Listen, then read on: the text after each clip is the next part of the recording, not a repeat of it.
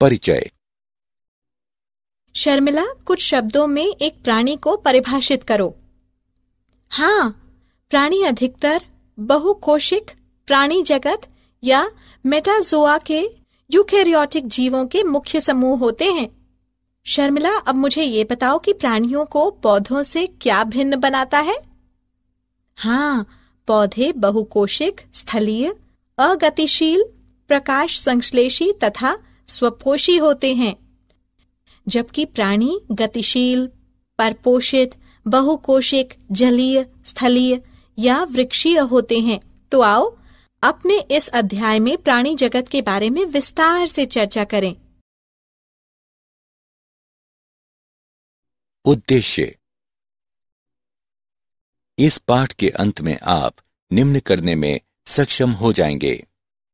प्राणी क्या हैं, ये परिभाषित करना, विभिन्न प्रकार के प्राणियों के विषय में जानना, प्राणी जगत के विविध अभिलक्षणों को समझना, संगठन के विविध स्तरों के विषय में जानना, शरीर सम्मिति को समझना, द्विकोरिक तथा त्रिकोरिक संगठन को समझना, प्रागुहा के विषय में जानना, खंडी भवन को समझना, पृष्ठरज्जु को समझना, प्राणी जगत के विभिन्न वर्गों के विषय में जानना, अकशेरुकियों के विभिन्न अभिलक्षणों को समझना, पोरीफेरा के विभिन्न अभिलक्षणों को पहचानना, सिलेंट्रेटा के विभिन्न अभिलक्षणों को पहचानना, टीनोफोर के विभिन्न अभिलक्षणों को पहचानना। प्राणी जगत। प्राणी जगत में मात्र बहुकोशिक यूकारियोटिक ही सम्मिलित होते हैं। व्हेल तथा विशालकाय स्क्विड स्थूलकाय तथा बहुकोशिक प्राणी हैं। इस जगत द्वारा प्रतिनिधित्व किए जाने वाले महत्वपूर्ण समूह हैं प्रोटोजोआ, स्पंज, सिलेंट्रेट, कृमि, एनेलिड, ऑर्थोपोड, मोलस्क, मत्स्य, उभयचर, सरीसृप, पक्षी तथा स्तनधारी। प्राणियों की शरीर योजना निर्धारित हो जाती है क्योंकि वे विकसित होते हैं। हालांकि कुछ अपने जीवन में कायांतरण की प्रक्रिया से होकर गुजरते हैं। अधिकतर प्राणी चर होते हैं, अर्थात वे स्वतः तथा स्वतंत्र रूप से गति कर सकते हैं। सभी प्राणी परपोषित होते हैं, अर्थात उन्हें भरण पोषण के लिए अन्य जीवों का अंत ग्रहण करना होता है। प्राणी जगत को निम्न आधार पर वर्गीकृत किया गया है। कोशिकाओं की व्यवस्था, शरीर सम्मिति, प्रागुहा की प्रवृत्ति, पाचन तंत्र का प्रतिरूप, परिसंचरण तंत्र का प्रतिरूप, जनन तंत्र का प्रतिरूप। संगठन का स्तर। एनिमेलिया यानी बहुकोशिकी के सभी सदस्य बहुकोशिक होते हैं। ये सभी कोशिकाओं के संगठन के समान प्रतिरूप का प्रदर्शन नहीं करते हैं। उदाहरण, स्पंज में कोशिकाएं ढीली कोशिका संघात के रूप में व्यवस्थित होती हैं, अर्थात वे संगठन के कोशिकीय स्तर को प्रदर्शित करते हैं। सिलेंट्रेटा में समान कार्य कर रही कोशिकाएं ऊतकों में व्यवस्थित होती हैं। इस प्रकार इसे संगठन का ऊतक स्तर कहते हैं। प्लेटीहेल्मिंथीज में ऊतक अंगों का निर्माण करने के लिए समूहबद्ध होते हैं। प्रत्येक एक विशिष्ट कार्य के लिए विशिष्ट होते हैं। इसे संगठन का अंग स्तर कहा जाता है। एनेलिड, ऑर्थोपोडा, मोलस्क, एकाइनोडर्म तथा रज्जुकी जैसे प्राणियों में अंग कार्यतंत्र का निर्माण करने के लिए एकत्र होते हैं तथा प्रत्येक अंग एक विशेष कार्य करता है। इसे संगठन का अंग तंत्र का स्तर कहा जाता है। प्राणियों के विभिन्न समूहों के अंग तंत्र विविध प्रकार की जटिलताओं को प्रदर्शित करते हैं। एक पूर्ण प्राचन तंत्र में 2 द्वार होते हैं, मुख तथा गुदा। उदाहरण के लिए प्लेटीहेल्मिंथीज के पाचन तंत्र में शरीर के बाहर की ओर एकल मुख द्वार होता है जो गुदा के रूप में कार्य करता है तथा इस प्रकार इसे अपूर्ण कहते हैं। परिसंचरण तंत्र दो प्रकार के हो सकते हैं। खुले प्रकार में रक्त का बहाव हृदय से सीधे बाहर भेजा जाता है तथा कोशिका एवं ऊतक इसमें डूबे रहते हैं। बंद परिसंचरण में रक्त का संचार हृदय से भिन्न भिन्न व्यास की वाहिकाओं के द्वारा होता है। उदाहरण धमनी, शिरा तथा कोशिकाएं। सम्मिति। प्राणियों को उनकी सम्मिति के आधार पर भी श्रेणीबद्ध किया जा सकता है। असम्मिति, अरीय सम्मिति, द्विपार्श्व सम्मिति। स्पंज मुख्यतः असम्मिति होते हैं, अर्थात किसी भी केंद्रीय अक्ष से गुजरने वाली रेखा इन्हें दो बराबर भागों में विभाजित नहीं करती। जब किसी भी केंद्रीय अक्ष से गुजरने वाली रेखा प्राणी के शरीर को दो समरूप भागों में विभाजित करती है तो इसे अरीय सम्मिति कहते हैं। सिलेंट्रेटा, टीनोफोर तथा एकाइनोडर्म में इसी प्रकार की शरीर योजना होती है। एनेलिड, ऑर्थोपोडा जैसे प्राणियों में शरीर दो समरूप दाएं एवं बाएं भाग में बांटा जा सकता है। इनमें केवल एक ही अक्ष होता है, वो द्विपार्श्व सम्मिति का प्रदर्शन करता है। द्विकोरिक तथा त्रिकोरिक संगठन। जिन प्राणियों में कोशिकाएं दो भ्रूणीय स्तरों में व्यवस्थित होती हैं, एक बाह्य एक्टोडर्म अर्थात बाह्य त्वचा तथा एक आंतरिक एंडोडर्म अर्थात आंतरिक त्वचा, वे द्विकोरिक प्राणी कहलाते हैं। उदाहरण सिलेंट्रेटा। इनमें एक अविभाजित स्तर मेसोग्लिया बाह्य त्वचा तथा आंतरिक त्वचा के बीच में उपस्थित है। वे प्राणी जिनके विकसित भ्रूण में तृतीय भ्रूणीय स्तर मीजोडर्म होता है, त्रिकोरकी कहलाते हैं, जैसे प्लेटीहेल्मिथीज से रज्जुकी तक।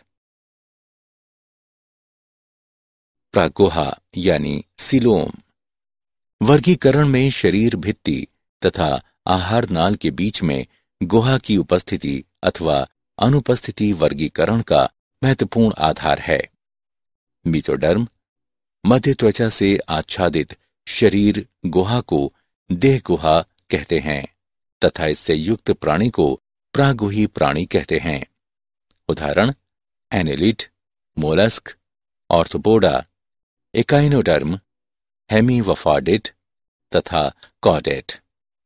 कुछ प्राणियों में ये गुहा मीसोडर्म से आच्छादित नहीं होती, बल्कि मध्य त्वचा यानी मीजोडर्म बाह्य त्वचा एवं अंतः त्वचा के बीच बिखरी हुई थैली के रूप में पाई जाती है।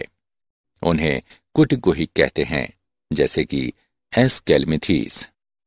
जिन प्राणियों में शरीर गुहा अनुपस्थित होती है उन्हें अगुह्य कहते हैं, जैसे कि प्लेटीहेल्मिथीज।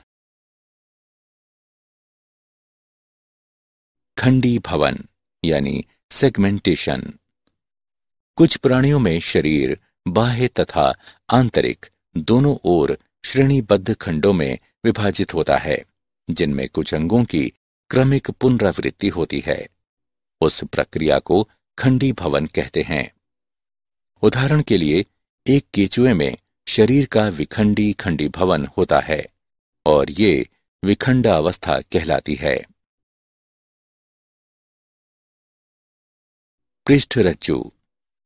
पृष्ठरज्जु एक मध्य त्वचा से बनी शलाका रूपी संरचना होती है, जो कुछ प्राणियों में भ्रूणीय परिवर्धन विकास के समय पृष्ठ सतह में बनी होती है। पृष्ठरज्जु युक्त प्राणी को रज्जुकी यानी कॉडेट कहते हैं, जैसे यूरोकोर्डट्स, सेफर्लोडाटा। वे प्राणी जिनमें पृष्ठरज्जु नहीं होती है उन्हें अरज्जुकी यानी नॉन कॉडेट कहते हैं, जैसे पोरीफेरा से एकिनोडर्म तक। ये बाहरी स्रोतों से भोजन ग्रहण करते हैं। वो अपना भोजन निगलते हैं तथा भोजन को शरीर के अंदर पचाते हैं। प्राणी जगत का वर्गीकरण। प्राणी जगत का विभाजन दो मुख्य लक्षणों के आधार पर किया गया है, आकशेरुकी, कशेरुकी। आकशेरुकी वे प्राणी जिनमें मेरुदंड नहीं पाया जाता है। कशेरुकी वे प्राणी जिनमें मेरुदंड पाया जाता है। प्राणी जगत को मुख्य रूप से चित्र में दिए गए समान लक्षणों के आधार पर वर्गीकृत किया जाता है। प्राणी जगत 9 संघों में विभाजित है। पोरीफेरा, सिलेंट्रेटा, प्लेटीहेल्मिंथीज यानी चपटे कृमि, एस्केलमिंथीज यानी गोल कृमि, एनिलीडा, ऑर्थोपोडा, मोलस्क यानी कोमल शरीर वाले प्राणी, एकिनोडर्मेटा यानी शूलयुक्त प्राणी, कोडाटा यानी रज्जुकी। आकशेरुकी। जैसा हम पहले कह चुके हैं कि आकशेरुकी वो प्राणी होते हैं जिनमें मेरुदंड नहीं होता है। एक कड़ी बाहरी परत वाला कंकाल वह आच्छादन होता है जो शरीर की रक्षा करता है तथा उसे सहारा प्रदान करता है। कीटों तथा कुछ आकशेरुकियों में कंकाल पाया जाता है। प्राणी जगत में 97% प्राणी आकशेरुकी हैं। इनमें से कुछ तालाबों में, कुछ सागरों में तथा अन्य जलीय परिवेश में पाए जा सकते हैं। आकशेरुकियों के 6 समूह होते हैं। पोरीफेरा यानी स्पंज, सिलेंट्रेटा यानी नाइटेरिया, टिनोफोर यानी समुद्री वॉलनट, प्लेटीहेल्मिंथीज यानी चपटे कृमि, एस्केलमेंथीज यानी गोल कृमि, एनिलीडा यानी खंडी भवन वाले कृमि। पोरीफेरा। पोरीफेरा का अर्थ है रंध्र होना। इस संघ के प्राणियों को सामान्यतः स्पंज कहते हैं। ये सामान्यतः जलीय, अधिकतर सागर तटीय, स्थावर या मुक्त रूप से तैरने वाले, लवणीय एवं अरीय सम्मिति प्राणी होते हैं। ये अधिकतर असम्मिति प्राणी होते हैं तथा अधिकतर समुद्री होते हैं। ये पौधे जैसे दिखते हैं। ये एक ही स्थान पर स्थिर रहते हैं। ये आद्य बहुकोशिक प्राणी हैं तथा इनमें कोशिकीय स्तर का संगठन होता है। स्पंजों में जल परिवहन या नाल तंत्र पाया जाता है। जल सूक्ष्म रंध्र ऑस्ट्रिया द्वारा शरीर की केंद्रीय स्पंज गुहा यानी स्पंजोशील में प्रवेश करता है तथा बड़े रंध्र ऑस्वुफलम द्वारा बाहर निकलता है। जल परिवहन का ये रास्ता भोजन जमा करने, श्वसन तथा अपशिष्ट पदार्थों को उत्सर्जित करने में सहायक होता है। कोइनोसाइट या कॉलर कोशिकाएं स्पंज गुहा तथा नाल तंत्र को स्तरित करती हैं। अंतराकोशिक पाचन होता है। कंकाल शरीर को आधार प्रदान करता है जो कंटिकाओं तथा स्पंजिन तंतुओं का बना होता है। स्पंज प्राणी उभय लिंगाश्रयी होते हैं। अंडे तथा शुक्राणु दोनों एक द्वारा ही बनाए जाते हैं। स्पंज अलैंगिक विखंडन द्वारा तथा लैंगिक जनन युग्मकों द्वारा करते हैं। निषेचन आंतरिक होता है तथा परिवर्धन अप्रत्यक्ष होता है, जिसमें वयस्क से भिन्न आकृति का लार्वा पाया जाता है। सिलेंट्रेटा। नाइडेरिया शब्द को नाइडोब्लास्ट या नाइडोसाइट से लिया गया है। इन नाइडोब्लास्ट में दंश कोशिकाएं या निमेटोब्लास्ट स्पर्शक तथा शरीर पर उपस्थित होते हैं। दंशकोरक यानी नाइडोब्लास्ट स्थिरक, रक्षा तथा शिकार पकड़ने में सहायक हैं। नाइडेरिया में ऊतक स्तर संगठन होता है और ये द्विकोशिकीय होते हैं। इनमें केंद्रीय जठर संवहनी गुहा पाई जाती है, जिसका मुख द्वार अधोमुख यानी हाइप्रोस्टोम होता है। कुछ सदस्यों जैसे कि प्रवाल में कैल्शियम कार्बोनेट का बना हुआ एक कंकाल पाया जाता है। इनका शरीर मूल रूप से दो आकारों पालिप तथा मेडुसा से बनता है। पालिप स्थावर तथा बेलनाकार होता है, जैसे कि हाइड्रा, एडेमेसिया आदि। वहीं मेडुसा छतरी के आकार का तथा मुक्त प्रलावी होता है, जैसे ओरेलिया या जेलीफिश। ये नाइटेरिया, जिनमें दोनों पालिप तथा मेडुसा दोनों रूप में पाए जाते हैं, उनमें पीढ़ी एकांतरण होता है। जैसे ओबेलिया में पालिप अलैंगिक जनन द्वारा मेडुसा उत्पन्न करता है तथा मेडुसा लैंगिक जनन के द्वारा पालिप उत्पन्न करता है। उदाहरण फाइसेलिया यानी पुर्तगाली युद्ध मानव, एडमसिया यानी समुद्र एनिमोन, पेनाट्यूला यानी समुद्री पिच्छ, गोरगोनिया यानी समुद्री व्यंजन तथा मेंटरीना यानी ब्रेन कोरल। टीनोफोर सामान्यतः समुद्री अखरोट, सी वॉलनट या कंकाल जेली यानी कॉम जेली के नाम से प्रचलित टीनोफोर समुद्रवासी अरीय सम्मिति द्विकोरक जीव होते हैं तथा इनमें ऊतक श्रेणी का शरीर संगठन होता है। शरीर में 8 बाह्य प्रक्षमाभी कंकद पट्टिका होती है, जो चलन में सहायता करती है। पाचन अंतःकोशिक तथा अंतराकोशिक दोनों प्रकार का होता है। जीव संदीप्रित अर्थात प्राणी के द्वारा प्रकाश उत्सर्जन करना टीनोप्राफोर की मुख्य विशेषता है। नर एवं मादा अलग नहीं होते हैं। जनन केवल लैंगिक होता है। निषेचन बाह्य होता है तथा अप्रत्यक्ष परिवर्तन होता है, जिसमें लार्वा अवस्था नहीं होती। उदाहरण प्रालूरोब्रेकिया तथा टीनो प्रालानाथ। क्या आप जानते हैं, H.W. विल्सन ने सन 1970 में स्पंज में जनन की तीव्र शक्ति की खोज की थी।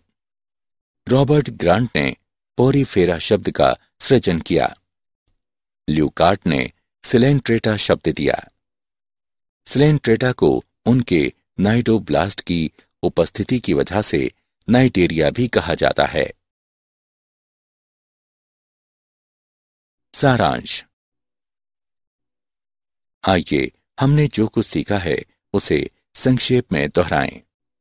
आधारभूत विशेषताओं जैसे कि संगठन का स्तर, सम्मिति, कोशिका संगठन, प्रागुहा, खंडीभवन, पृष्ठरज्जु आदि हमें प्राणी जगत को वर्गीकृत करने में सक्षम करते हैं। कई अन्य विशेष अभिलक्षण हैं जो कि प्रत्येक संघ में बताए गए हैं। जल की सतह पर तैरने वाले प्राणियों या जीवों को प्रालवक कहते हैं। एनेलिडा तथा ऑर्थोपोडा के अतिरिक्त मध्यवयता कॉर्डेटा में भी पाई जाती है। संगठन के आधार पर प्राणियों को प्रोटाजोआ तथा मेटाजोआ में समूहबद्ध किया जाता है। जिन प्राणियों में सुस्पष्ट पाचन गुहिका होती है, वे एंटरोजोआ में सम्मिलित होते हैं। एक प्रागुहा प्रालेटीहेल्मिथीस तथा नेमाटोडा से अनुपस्थित होती है। एक प्रागुहा एनेलिडा के विकास के चरण में सर्वप्रथम प्रदर्शित हुई थी। प्रागुहा मीसोटर्म द्वारा आच्छादित होती है। त्रिकोरिक प्राणियों के लिए शरीर गुहा को प्रागुहा कहा जाता है। ब्लास्टोकोल से उत्पन्न प्रागुहा को कूटगुहिक कहते हैं। कूटगुहिक के साथ वाले प्राणी समूह को एस्केल्मिथिस कहते हैं। प्रागुहा एस्टोडर्म तथा एंडोडर्म के मध्य गुहिका होती है तथा शरीर की भित्ति दोनों ही ओर से मीजोडर्म से आच्छादित होती है। मीजोडर्म के फैलने से उत्पन्न प्रागुहा को शिजोकोल कहते हैं। हेमकोल आर्थ्रोपोडा में उत्पन्न होता है। एक एंट्रोकोलोमेंट आकशेरुकी समूह को एकाइनोडर्माटा कहते हैं। परागोही प्राणी जहां ब्लास्टोपोर गुदा में परिवर्तित होता है वे ड्यूटोरेस्टोमेट होता है। अरीय समिति सिलेंट्रेटा तथा एकाइनोडर्माटा में उत्पन्न होती है। अरीय समिति बहुधा उन प्राणियों में परिलक्षित होती है जिनमें जीवजात स्थानबद्ध प्रवृत्ति के होते हैं। मध्य अवैता एनेलिडा का अभिलक्षण होता है। पोरीफेरा में वे बहुकोशिक प्राणी सम्मिलित होते हैं जो संगठन के कोशिक स्तर को प्रदर्शित करते हैं तथा जिनमें आद्य बहुकोशिक अभिलक्षण होते हैं। स्पंज द्विकोरिक होते हैं तथा श्वसनी, उत्सर्जनी, परिसंचरण तंत्र तथा तंत्रिका कोशिकाओं से बने होते हैं। स्पंज में नाल तंत्र पाया जाता है। एक स्पंज में सभी नालों के लिए एक सामान्य प्रकोष्ठ को जठराभ गुहा कहा जाता है। पोरीफेरा में सरलतम प्रकार का नाल तंत्र एस्कन प्रकार है। शरीर की मध्य त्वचा पोरीफेरा में मेसोग्लिया कहते हैं। पोरीफेरा का वर्गीकरण कंटिकाओं पर आधारित है। सिलेंट्रेटा में स्पर्शक तथा नाइडोप्लास्ट होते हैं। ये अधिकतर समुद्री स्थावर अथवा मुक्त तैरने वाले प्राणी होते हैं। नेमाटोसिस्ट स्थिरक, रक्षा तथा शिकार पकड़ने में सहायक होते हैं। वे स्पर्श से सक्रिय होते हैं। नेमाटोसिस्ट में उपस्थित विषैला द्रव्य हाइप्रोटॉक्सिन होता है। नेमाटोसिस्ट में हाइड्रा निष्कासन शिकार के संपर्क तथा छेद करने की प्रतिक्रिया के फलस्वरूप होता है।